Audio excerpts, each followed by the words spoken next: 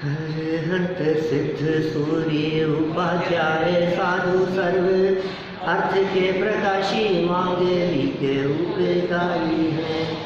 इनको स्वरूप जाने रागे थे भाई जो भक्ति काय को नमाई स्तुति को जारी है। धन्य धन्य तिन हिंदे काज सब आज भय कर जोड़े बार बार वंदना हमारी है। मंगल कल्याण सुख ऐसो हम चाहत है। हो मेरी ऐसी दशा जैसी तुम धारी है। हो मेरी ऐसी दशा जैसी तुम धारी है। हो मेरी ऐसी दशा जैसी तुम धारी है। क्षत्र चूड़ामणि नामक ये ग्रंथ और कहानी कुछ आगे बढ़ने लगी। प्रजा के लोग कितना वैराग्यमय चिंतन कर रहे थे। राजा सत्येंद्र की मृत्यु के उपरांत बहुत न्याय नीति की बातें कही गई और कल जो चर्चा हुई थी उसमें हम यहाँ तक पहुँच गए कि जो केकी यंत्र में बिठाकर रानी विजया को भेजा गया था वो यंत्र भी मार्ग में ही मानो टूट गया और शमशान में गिर गया। देखें आगे पापोदय की विचित्रता के संदर्भ में ये क्या कहना चाहते हैं। पेज नंबर है 103, 103 नंबर पेज 85 नंबर का यह श्लोक है। जीवानां पाप वैचित्र्यं श्रुतवन्तः श्रुतौ पुरा पश्येयुर्धुनेतीव श्रीकल्पाभूत किंचना। पूर्व से माने शास्त्रों में जीवों के पापों की विचित्रता को सुनने वाले पुरुष इस समय प्रत्यक्ष देख लें कि पापोदय के कारण लक्ष्मी के समान विजया रानी जन धन से शून्य हो गई। कैसे पाप कर्म के उदय की विचित्रता हमारे को यहाँ ख्याल में आ रही है। शास्त्रों में हमने पाप कर्म के उदयजन्य अनेक परिस्थितियों के बारे में पढ़ा है। जब पाप कर्म का उदय आता है तो कैसी प्रतिकूलताएं आ जाती है। देह प्रतिकूल हो जाती है, परिवार प्रतिकूल हो जाता है और जो दुनिया को देश निकाला दिया करते थे कभी न्याय करते समय, आज वे खुद ही देश से बाहर हो गए। माने परिस्थितियाँ बदलती ही रहती है। ये पाप कर्म के उदय की इस प्रतिकूल परिस्थिति को हम प्रत्यक्ष अनुभव कर पा रहे हैं और ये सारा जो कुछ भी हुआ है इनके साथ, उन सब के पीछे भोगा शक्ति ही एक कारण कही गई। भोगों में उलझे रहे, मूल तो वही था, उसकी वजह से फिर इन्होंने ध्यान नहीं दिया और फिर युद्ध होना और स्वयं के लिए भी देश निकाला दे दिया जाना। लक्ष्मी के समान स्वयं इतने वैभव संपन्न नगर की रानी, मालिकी है एक प्रकार से, पूरा नगर जिनका है, आज वो शमशान में पहुंच गई है। जन और धन दोनों से शून्य हो गई है। न तो यहाँ कोई रोने वाला है, न बचाने वाला है, न कोई दास दासी है, न सेवक है और न धन है। धन से भी शून्य, वैभव से शून्य और लोगों से भी खाली, पास में भी कोई नहीं है। कुएं में डाल दिया, ऐसी स्थिति है। शमशान में पटक दिया ना, कोई भी तो नहीं है वहाँ। शमशान में कौन मिलेगा। ये पाप के उदय में ऐसी प्रतिकूलताएं हो जाया करती हैं। देखो भाई क्या कह रहे हैं। पापोदय की विचित्रता को मनुष्य शास्त्रों से ही जानते और सुनते आए हैं। आज तक तो हमने पाप के उदय की विचित्रता को शास्त्रों से ही सुना है। रामचंद्र जी को पुण्य के उदय से राज्य मिलना था, घोषणा हो गई थी पूरे राज्य में, लेकिन उदय ऐसा बदला कि वो राज्य मिलने के स्थान पर वनवास मिला। फिर वनवास में परिस्थिति किस तरह की हो गई। पूरे जंगल में इधर उधर भटकते रहे, दुखी होते रहे, परेशान होते रहे और जब समय पूरा होने का काल आया तब तो रावण सीता को उठा कर ले गया। माने 13.5 वर्ष जब बीत गए तो उसके पश्चात रावण उठा करके ले गया। अब तो खुशी का माहौल बनने लगा था कि अब तो वापस लौटने का समय आ गया है, काल पूरा हो गया। कैसी परिस्थिति बन गई। फिर जैसे तैसे करके उसको छुड़ा करके लेकर के आए तो घर परिवार में शांति से रहे। बोले अब तो अच्छा समय आ गया, वो 14 वर्ष का बुरा काल बीत गया, अब तो समय अच्छा आ गया ना। फिर क्या हुआ कि फिर किसी के द्वारा लांछन ना लगा दिया जाए, धोबी के द्वारा कही गई उस बात को सुनकर जंगल में छुड़वा दिया। लो साहब 20-22 साल निकल गए, 2 पुत्रों का जन्म हुआ लव कुश का। जंगल में शक्ल नहीं देखी बच्चों की। जब वे युवा हो गए तो बच्चों से ही युद्ध करने का प्रसंग बना। जब सीता सामने आई, ओहो, तो अपनाने का मन हुआ और सबने सोचा कि अब तो फिर अग्नि परीक्षा पर अटक गए। अग्नि परीक्षा पूरी हो गई तो अब तो सीता के साथ रहेंगे शांति से। अब तो सीता निर्दोष सिद्ध हो गई कि नहीं, अब सीता फिर छोड़कर चले गई, वनवास हो गया, वापस उसने दीक्षा ले ली।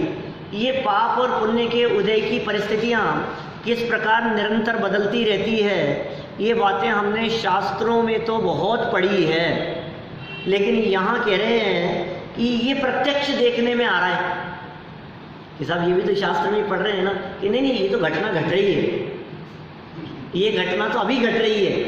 भूत नैगम ने ऐसे देखे हैं। तो अभी हम आपसे पूछे हैं कि बताओ रानी विजया के साथ में क्या हुआ, तो आप कहेंगे कि विमान के साथ में शमशान में गिर गई। अभी तो गिरी है, अब आगे देखेंगे क्या होगा। तो भूत नैगम ने ऐसे वर्तमान की चर्चाएं करता है। देखिए, पापोदय की विचित्रता को मनुष्य शास्त्रों से ही जानते और सुनते आए हैं। उन्हें वर्तमान जीवन में प्रत्यक्ष रूप से पाप कर्मों का अनुभव हो, मानो इसलिए ही साक्षात लक्ष्मी के समान वैभव संपन्न रानी विजया धन जन से सर्वथा रहित हो गई। लोगों को इन बातों का प्रत्यक्ष अनुभव हो, शायद इसी के लिए ऐसा हुआ हो। विशेषार्थ देखें, पाप कर्मों की विचित्रता को जानना हो तो शास्त्रों को ही पढ़ना चाहिए। ऐसा नियम आवश्यक नहीं है। तो बहुत गजब बात कह दी है। तो ऐसा पाप कर्म के उदय की विचित्रता को देखने के लिए शास्त्रों को पढ़े कि नहीं नहीं, ऐसा नहीं है। अपनी लाइफ को देख लो, अपने आस पड़ोस में देख लो, अपने परिचित लोगों के जीवन को देखो, उनकी लाइफ में कितने उतार चढ़ाव दिख रहे हैं। ये यार पहले ऐसा किया, फिर ऐसा हो गया, फिर ऐसा हो गया, फिर देखो फिर कहाँ, ये कैसा दिखता है आपको। निगाह डालेंगे तो आपको सब तरफ ये पाप कर्म के उदय की विचित्रता शास्त्रों के अलावा लाइफ में भी पढ़ने को मिल जाएगी। थोड़ा सा विचार पूर्वक मनुष्य अपने गांव, गली तथा घर में भी कुछ घटनाओं को देखें और सोचें तो पाप की विचित्रता स्वयं ही उसे समझ में आती है। क्या हंसते खेलते हुए 2 मिनट में झगड़ा शुरू हो जाता है। ये क्या हुआ?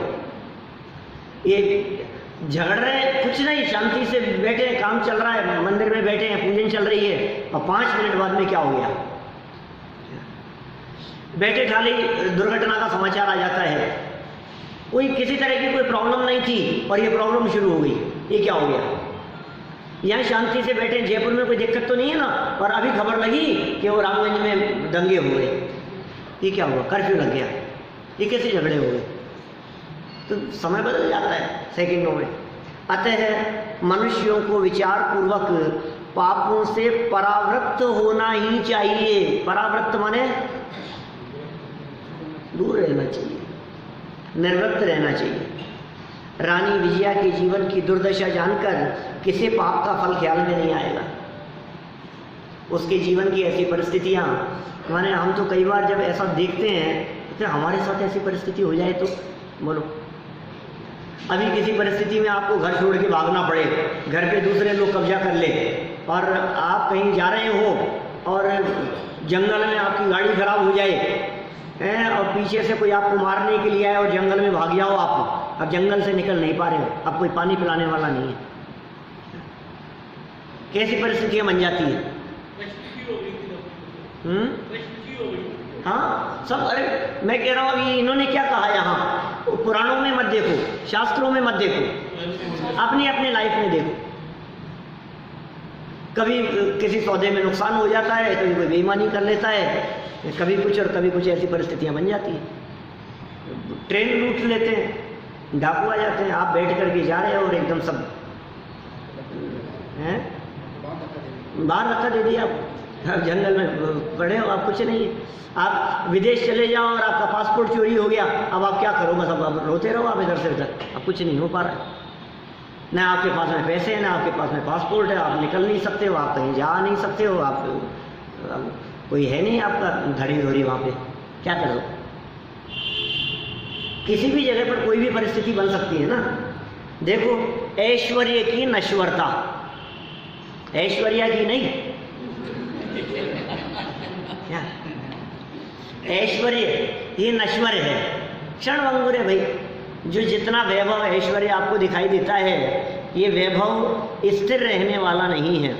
ये धन, ये संपत्ति, ये सब चंचल है, ये सब क्षणभंगुर है। ये बातें प्रवचन में बैठ करके सुनने मात्र के लिए नहीं है, दिन भर विचार का विषय बनना चाहिए।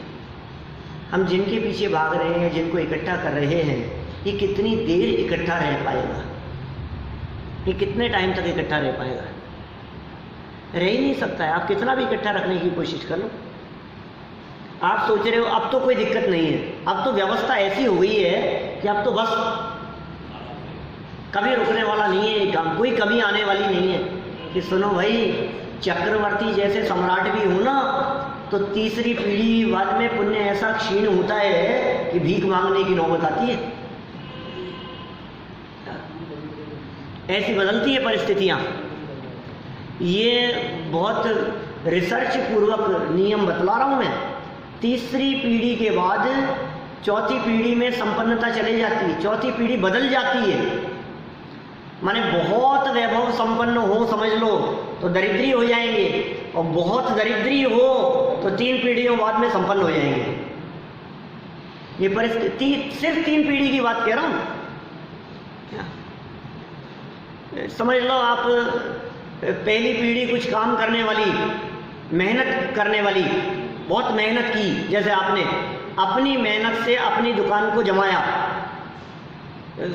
जमीन से शुरू किया आपने, तो आपने जो जमीन से शुरू किया काम, आपके बच्चों ने आपकी उस मेहनत को देखा कि आप बहुत मेहनत से कमाया जाता है, तो क्या किया उन्होंने, उस बिजनेस को और आगे बढ़ाया मेहनत करके। अब बहुत संपन्न हो गए दूसरी पीढ़ी में। अब तीसरी पीढ़ी वालों ने क्या किया, उन्होंने तो हरी हरी देखी है, उन्होंने मेहनत तो देखी नहीं है। वो तीसरी पीढ़ी उसके फल को भोगती है और चौथी पीढ़ी खत्म हो जाती है। क्या कह रहा हूं, पहली मेहनत करके काम करने वाली, दूसरी उस काम को बहुत बढ़ाने वाली, तीसरी उसको भोगने वाली, और चौथी खत्म। क्या, और फिर जो खत्म हुई है ना, अब उसके बाद में फिर 2-3 पीढ़ियां चलेगी और फिर ऐसा कोई आएगा जो चलाएगा आगे। ये ऐसा ही चलता है। मैं चक्रवर्ती सम्राट की बात कह रहा हूँ, चक्रवर्ती जैसे सम्राट की। राजा महाराजाओं के परिवार में देख लो, आप कहीं भी देख लो जहाँ आपकी दृष्टि हो, आप 2-3 तीसरी पीढ़ी वाला व्यक्ति तो बैठ करके खाता है, वो उसको काम नहीं दिखता, वो मजे करता है, वो उड़ाता है, और चौथी वाले के पास में कुछ बचता नहीं।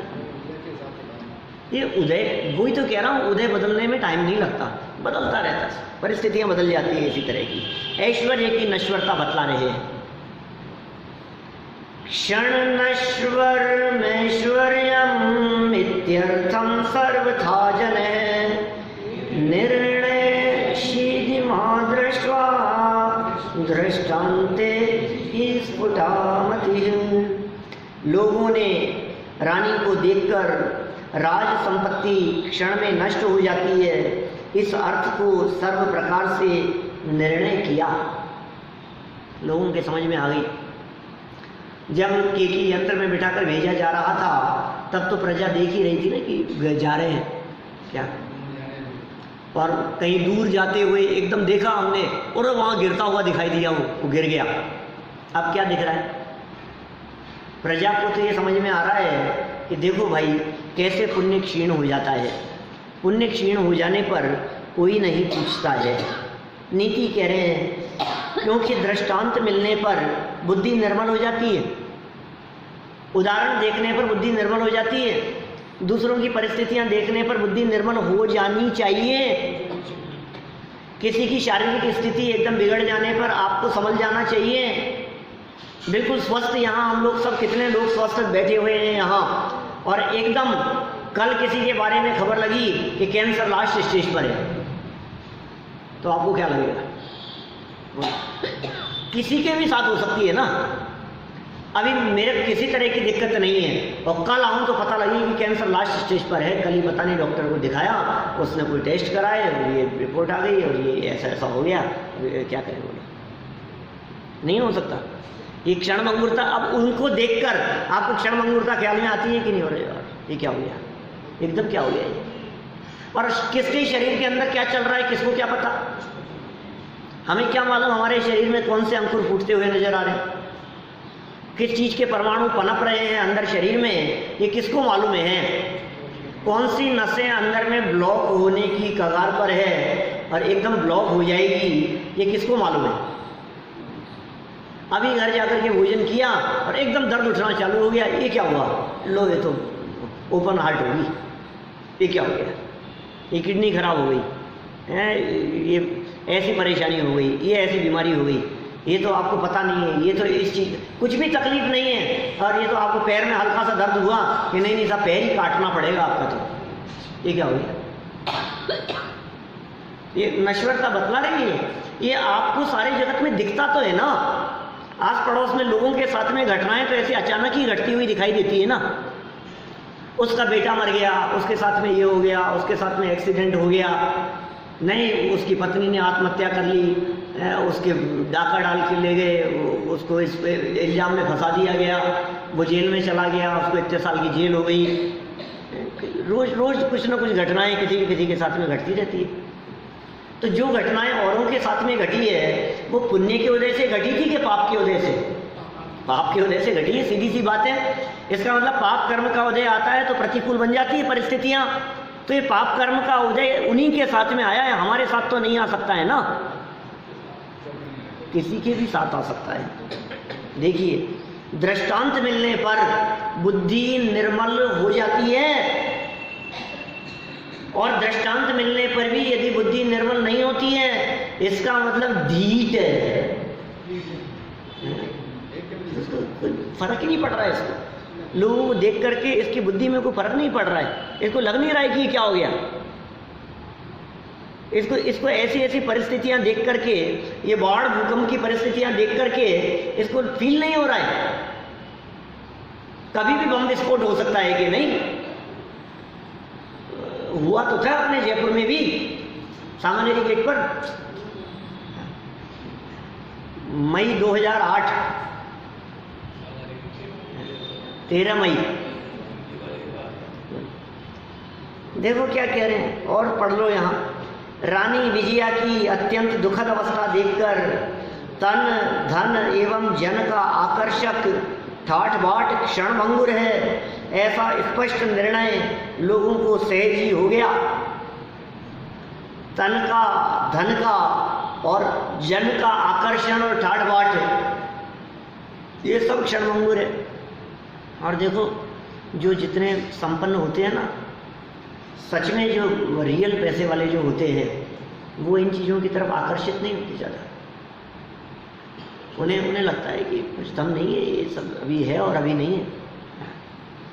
ये ज़्यादा ब्रांडेड चीज़ों के पीछे भागते रहो, हैं ये चाहिए, और जो दिमाग में चलता रहता है ना, ये सब समझ में आने लग जाती है थोड़े समय बाद में, यार कुछ दम नहीं है इसमें।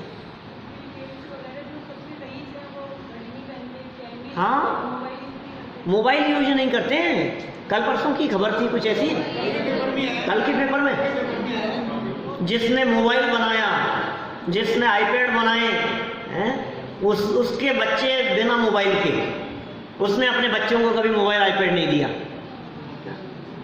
मुझे ध्यान नहीं, मेरे को तो आर्य बतला रहा था।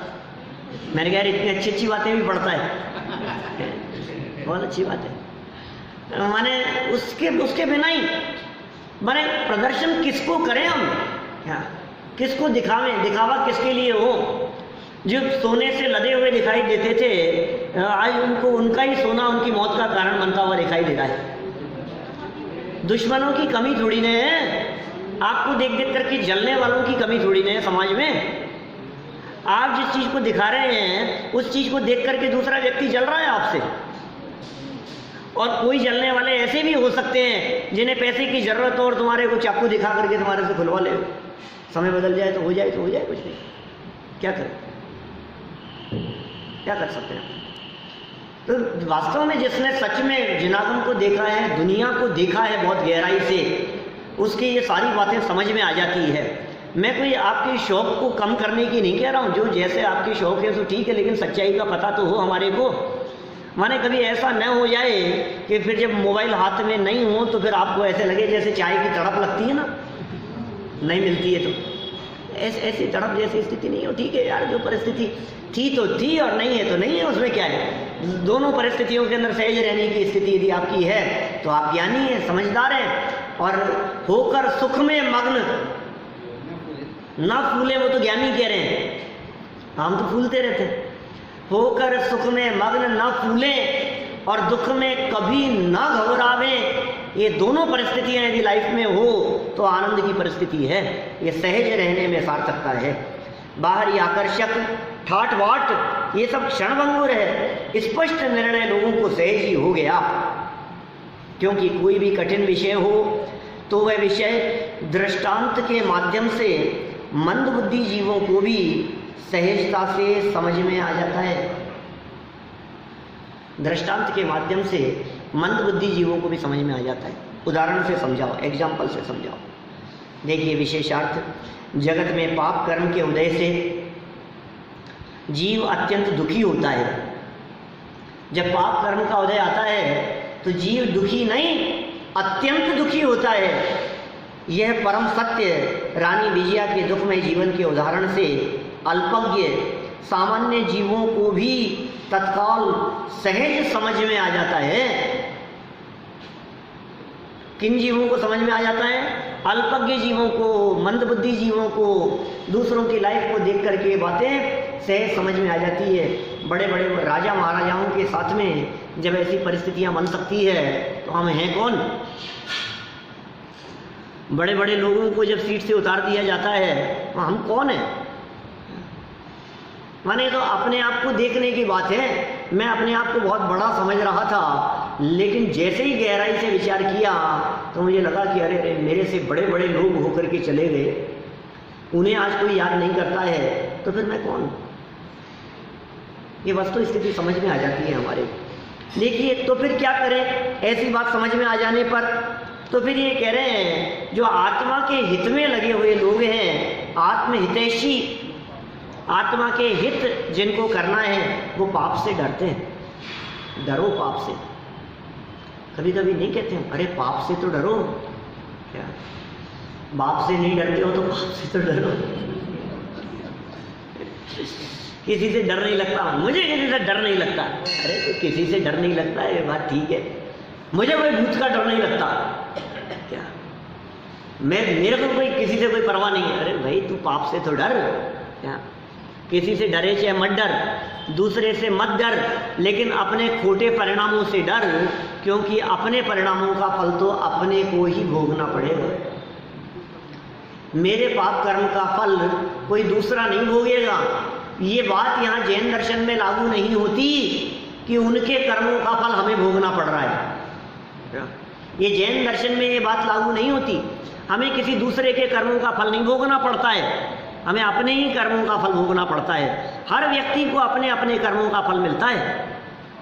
आप कहेंगे हेरा फेरी तो इन्होंने की और भुगतना पड़ रहा है पूरे परिवार को, ऐसा लगता है ना हमारे को। गड़बड़ तो इन्होंने की, इधर का उधर कर दिया, सब कर दिया और पूरा परिवार के ऊपर संकट आ गया, इनका क्या बिगड़ा? अभी इनके साथ तो जो भी है, अभी आया तो सबके ऊपर ना कि सुनो भाई, जिसको जितनी प्रतिकूलता फीलिंग में आ रही है उसका उतना अपना व्यक्तिगत पाप कर्म का उदय है। क्या क्या कह रहा हूं मैं? ऐसा नहीं है जैसे समझो आप कुछ भी घटना समझ लो, पिताजी दादाजी किसी का एक्सीडेंट हो गया, हॉस्पिटलाइज हो गए, कोई ऐसी परिस्थितियां हो गई कि अब आपके हॉस्पिटल के चक्कर लग रहे हैं, तो पाप कर्म का उदय उन्हीं का है ना। जिनका स्वास्थ्य बिगड़ा है उन्हीं का है ना। ये फल किसके द्वारा किए गए कर्म का फल है जो पूरा परिवार भोग रहा है? सुनो, वो अस्पताल में है, वो उनका अपना फल है। आपको जो चक्कर लगाने पड़ रहे हैं ये आपके द्वारा किए गए पूर्व के कर्मों का फल आपको अलग मिल रहा है, उससे मतलब नहीं है। वो आपस में रिलेट कर रहा है, ये अलग बात है, लेकिन फल अपना अपना मिल रहा है। उसमें भी ये हो सकता है कि आपको उसका फल भोगने का योग नहीं हो, तो आप 8 दिन के लिए तीर्थ यात्रा पर गए हुए हो और पीछे से उनकी दुर्घटना भी हो जाए, दूसरे लोग भी ले जाए, दूसरे लोग चक्कर लगाते रहें, और आप जब लौट करके आओ तब तक वो वापस घर आ जाए। क्या तो आपका उदय नहीं था इस तरह का उसके साथ में? जिसके परिणामों में जितनी आकुलता हो उस व्यक्ति का अपना उतना कर्म का उदय है। कहने का मतलब यह है सबको अपने अपने ही कर्मों का फल भोगना पड़ता है। आत्मा के हित में लगे हुए जीव पाप से डरते हैं। हमें नहीं उलझना, हमें नहीं अटकना इसमें। ये पाप कर्म हमें फंसा देगा, ये पाप हमें उलझा देगा, इसलिए पाप से बचो।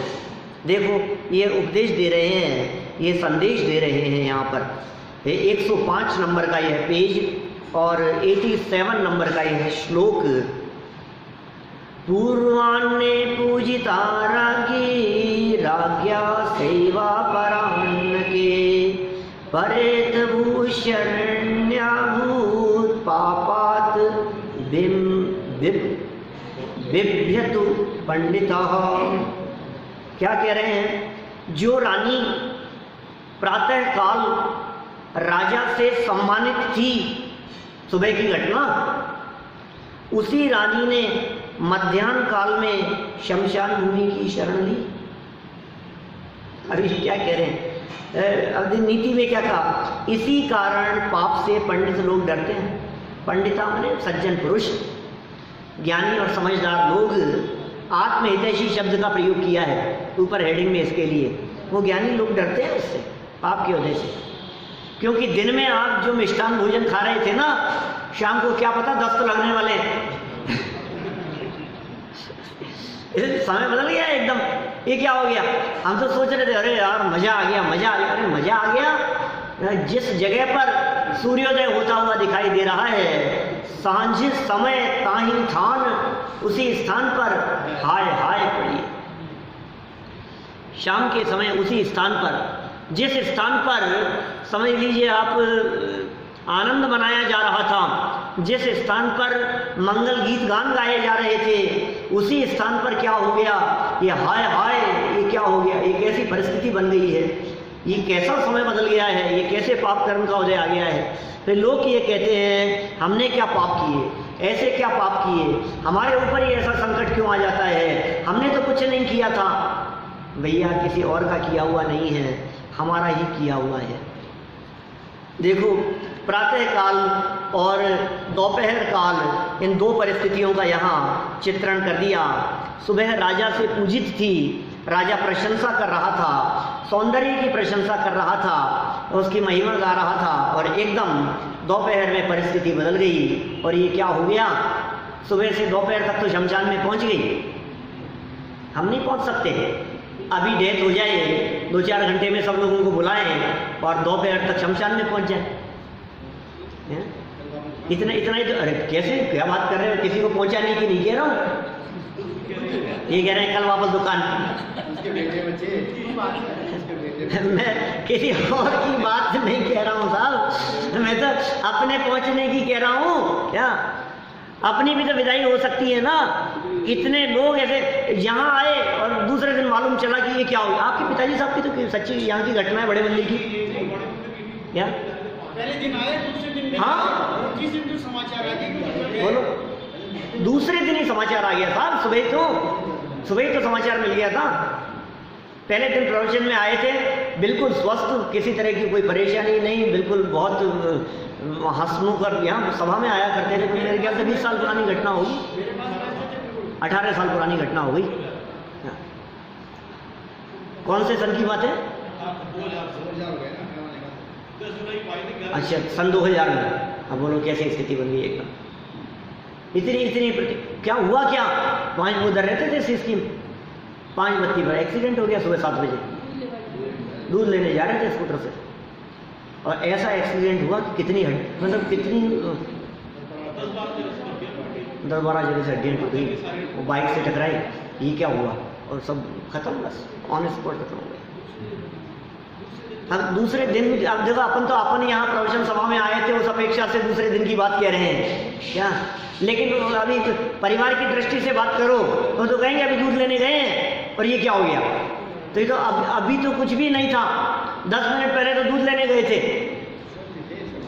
ठीक ही थे ना, स्कूटर से गए हैं, और ये क्या हो गया, डेथ का समाचार आ गया। लाइफ में कभी टैबलेट नहीं खाई, जीते जी। बोलो महावीर जी छावड़ा। देखिए क्या कह रहे हैं, ये कह रहे हैं जो रानी प्रातःकाल राजा से सम्मानित थी, उसी रानी ने मध्याह्न काल में शमशान भूमि की शरण ली। शमशान की शरण इसकी अलग प्रकार की है क्या? और स्वयं की मौत हो जाने पर शमशान की शरण अलग प्रकार की होती है। इसी कारण पाप से पंडित लोग डरते हैं नहीं, डरें। माने यदि आप समझदार हो तो पाप से डरो, ये उपदेशात्मक शैली में कथन है। सौंदर्य संपन्न पटरानी विजया का प्रातःकाल तो राजा सत्येंद्र ने अतिशय प्रेमवश राजभवन में सम्मान किया था।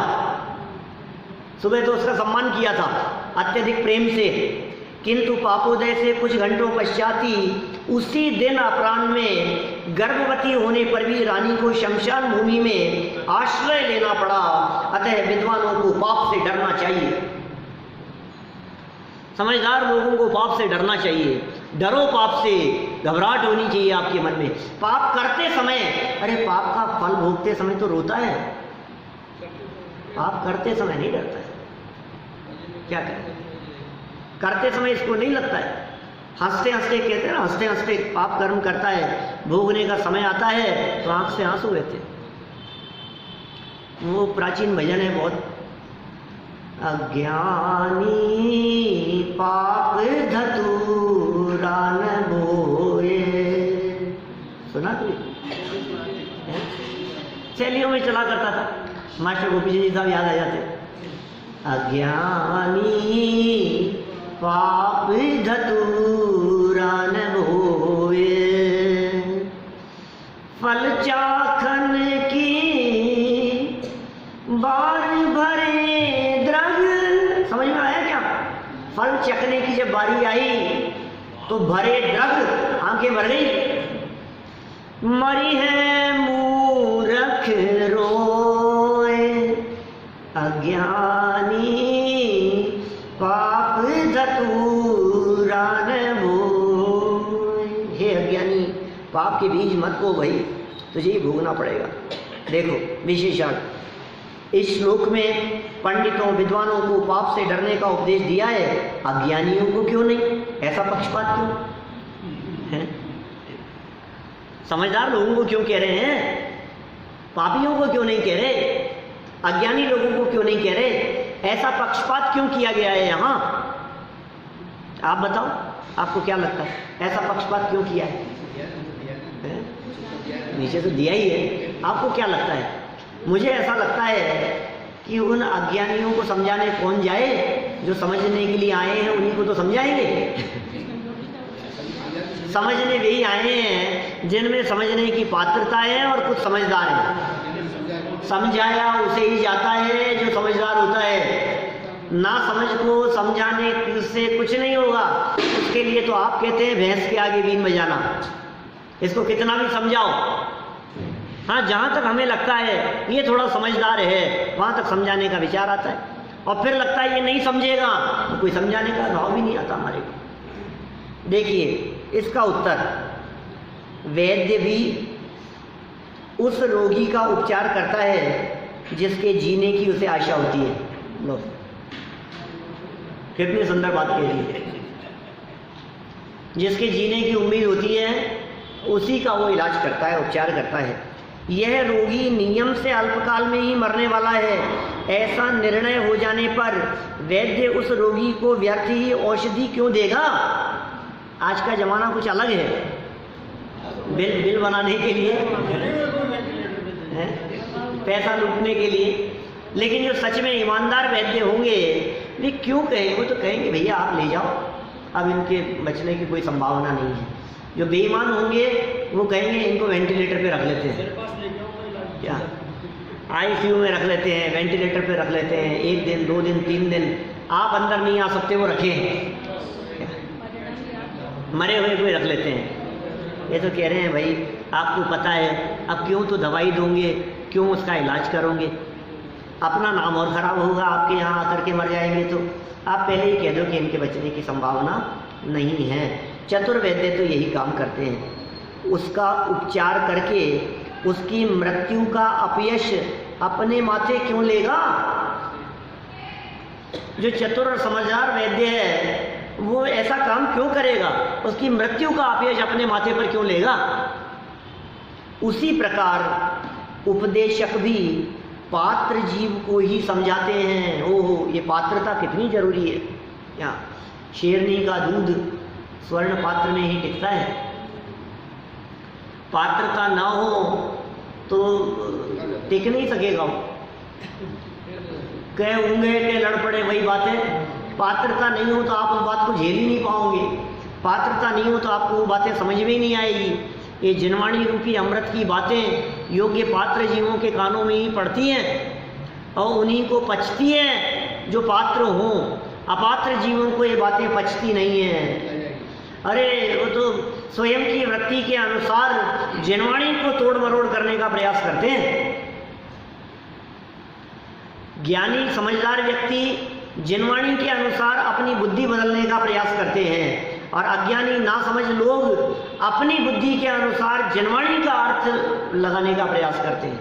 अपनी बुद्धि से जिनवाणी का अर्थ मत लगाओ। जिनवाणी का जो अर्थ आचार्यों ने जिस अपेक्षा से किया है उसी अर्थ से अपनी बुद्धि को निर्मल करने का प्रयास करो। यह समझने का प्रयास न करें कि शास्त्र में ये बात सही नहीं लिखी है, अपितु यह समझने का प्रयास करें कि शास्त्र में ये बात किस अपेक्षा से सही लिखी है। वो अपेक्षा समझने का प्रयास करें।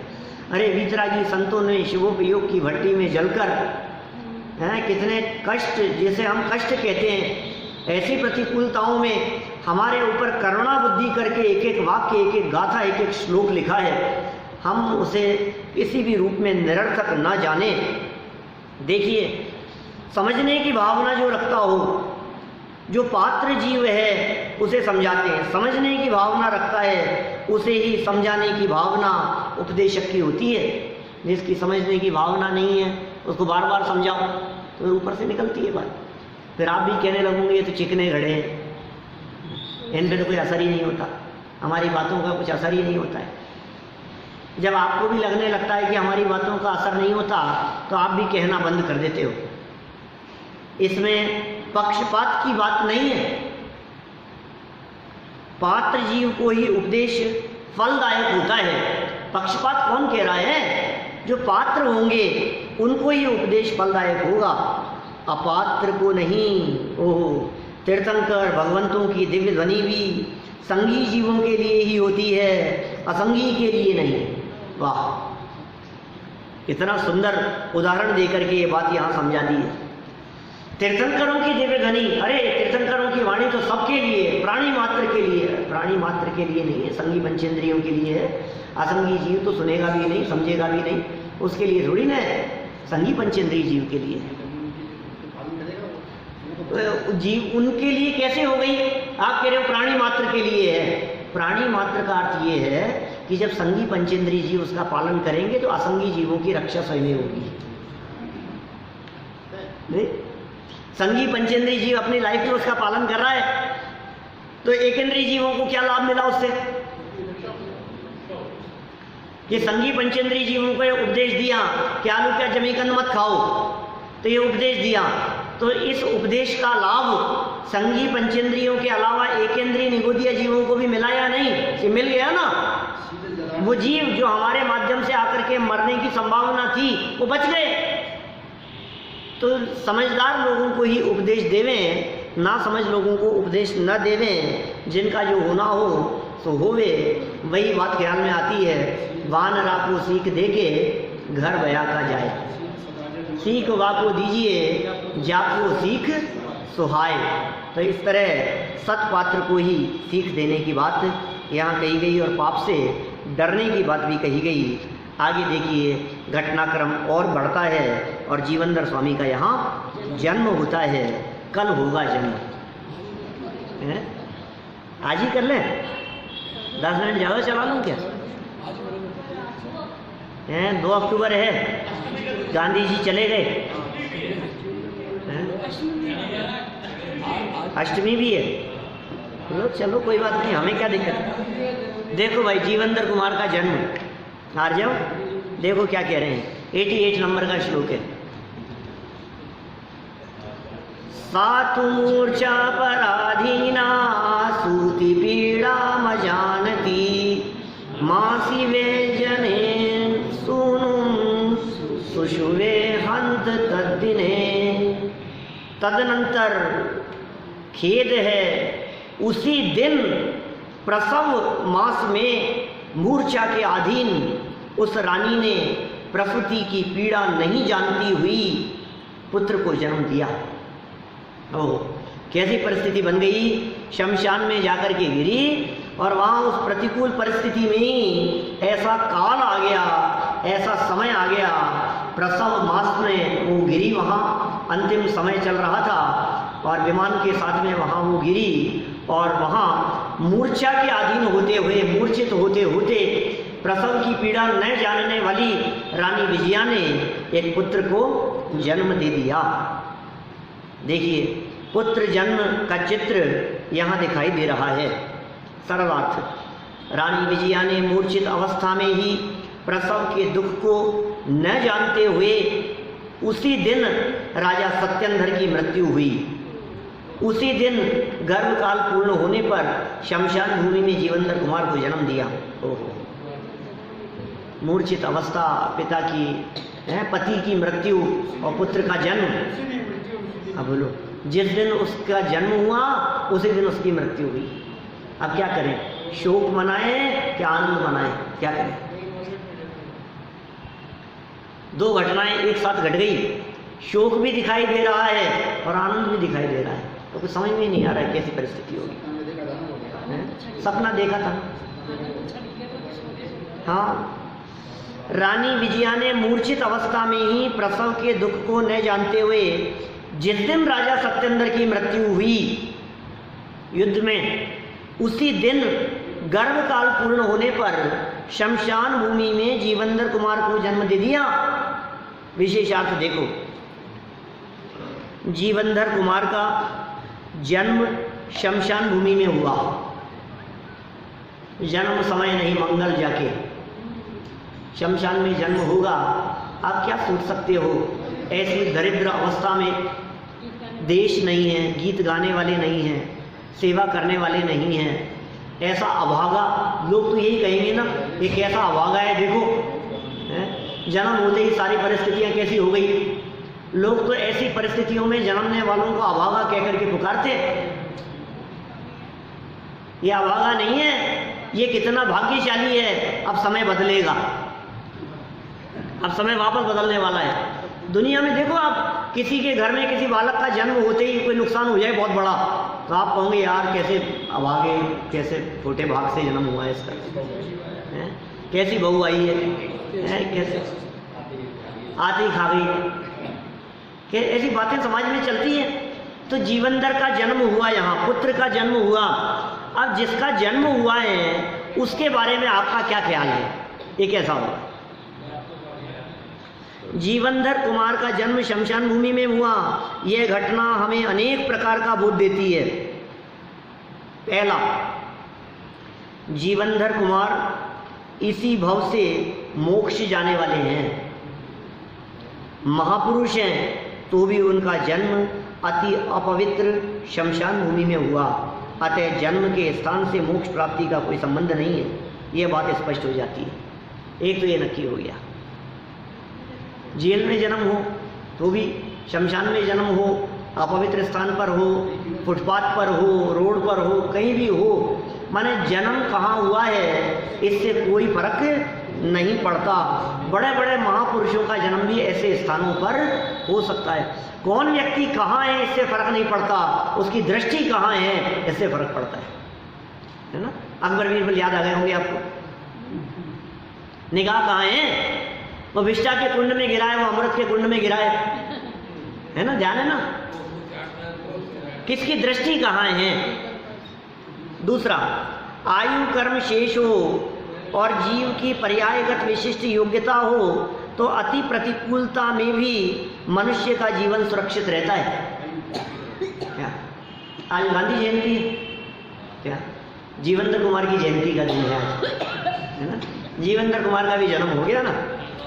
आयु कर्म बचा हुआ हो और जीव की पर्यायगत विशेष योग्यता हो, दो बातें हो गई, जीव की योग्यता भी और आयु कर्म का योग भी, तो अति प्रतिकूलता में भी मनुष्य का जीवन सुरक्षित रहता है।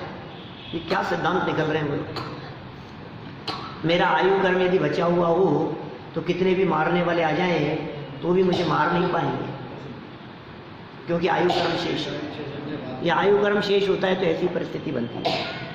दो हो गई बातें, जन्म स्थान से मोक्ष का संबंध नहीं है और आयु कर्म शेष हो तो जीवन सुरक्षित रहेगा। नंबर 3,